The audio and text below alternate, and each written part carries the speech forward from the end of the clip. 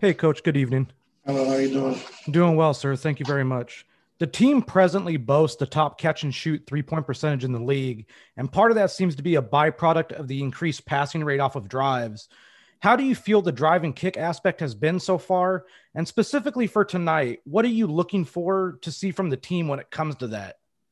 It's been great for us so far, and it's a fine line because, like I said, our scores with um, PG Kawhi and Lue are just great mid-range shooters. So a lot of times when they get into the paint or get into that mid-range area, they're taking their shots, which we want them to do.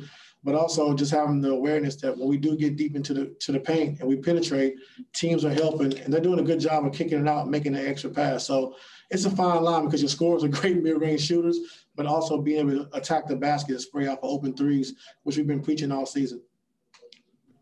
Let's move over to Sabrina.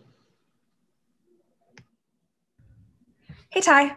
I'm curious. You mentioned the other day how it was kind of difficult to communicate with the mask on during games. Have you ever thought about asking the Staples Center people to turn down the music a little bit, or do you guys like having that atmosphere? I don't think that has anything to do with it. I think at times, like when big shots are made, when you come out of timeouts, the music's playing. But I just think it's more so just the covering. But we all have to do it. We all have to go through it, and we just got to adapt. I just think a lot of times it's my accent that hurts me a lot of times as well. And let's move over to Love Murray. How you doing, Ty? Good. How are you? I'm doing well, thank you. I wanted to ask about Ivica Zubac's status tonight. We saw that he was listed with an abdominal soreness. Do you have any insight into what he might be dealing with and whether or not he might be able to play tonight?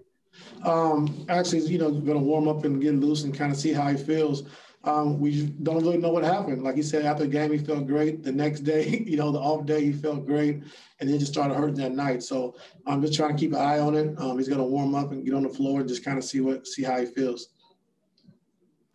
Okay, let's move over to Miriam. That was kind of my question, but I guess I'll also ask about New Orleans. They obviously are missing three starters. I mean, what do you tell guys when you're going up against a team that's missing some key pieces? They're dangerous. More shots for JJ Redick, more shots for Ingram. Younger guys being able to step up and play a role. So, we just got to take care of our business and be who we are. Continue to focus on ourselves and being better defensively and being better offensively and just trying to put our thing together. So we got to focus on ourselves to control what we control. When you were playing, was it ever hard to sort of to kind of keep your edge when you were going up against undermanned teams?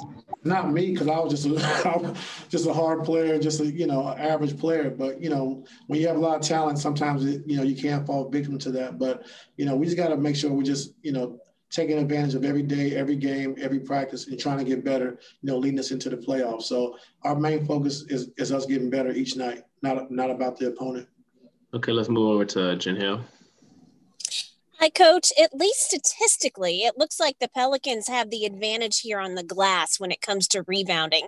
What is your message to your team about rebounding? Where is it in the list of priorities tonight for you? It's a very big priority. Number one, I think taking care of the basketball offensively and offensive rebounds on the defensive end. Steven Adams is a tough load.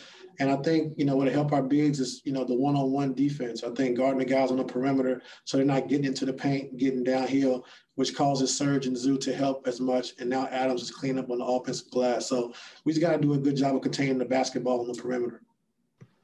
Okay, let's move over to Andrew. Ty, you'd mentioned you wanted to see some things cleaned up defensively. Chicago was kind of unreal the way they shot the ball the other night. But did you see things from you guys that you thought you guys contributed to allowing them to get those shots? Just, I think pulling in too much on the pick and roll. We want to try to handle the pick and roll 2-on-2 as much as possible, unless you're dealing with dynamic rollers. And I think they took advantage of us, pulling in a lot of times when we didn't need to. And I think also took advantage of us, short closeouts. I think we getting there to the guys on the rotations, but we're not running the guy off the three-point line, and guys are still standing shooting. Even though we're contested, they're making shots. So we got to do a better job of getting the shooters and running them off the line and send them to our bigs in our help defensive schemes because we are top 5 in rim protection. So just doing a better job of reading the pick and roll situation, of playing it 2-on-2, then also closing out and making sure you're making guys put the ball on the floor. Okay, we have time for a few more. Let's move over to Cameron, and then we'll end on Tomer. Hey, good evening. Good afternoon, Ty. I'm good. I got a couple questions for you. First, I want to know about what you think about the development of Brandon Ingram and kind of how he impacts the game tonight.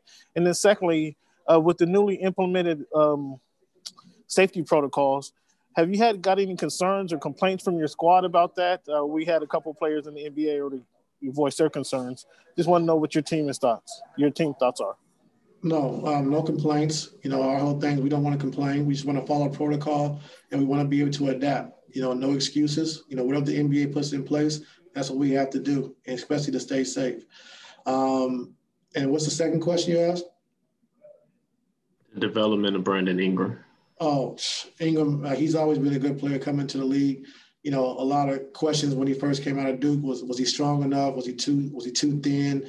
And then just the way he's emerged, every year he's gotten better and better, passing the basketball, getting to the free throw line. He was just a mid-range shooter, and now he's a mid-range shooter, and he's added the three-point shot as well. So very happy for BI and how he developed and grown as a player, and being an all-star for the first time. And it's just great, to see his development over the years.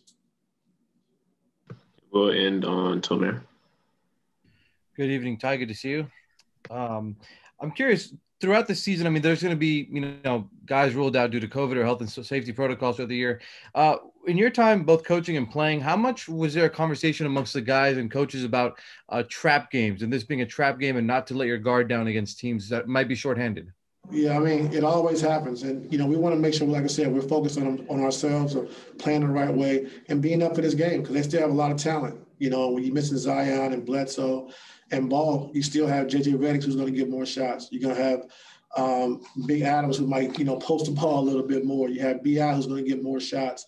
And then young guys who are going to get more opportunities. So, like I said, it's definitely a dangerous game. And we definitely keeping our team alert that, just because guys are out, it's not going to be an easy game.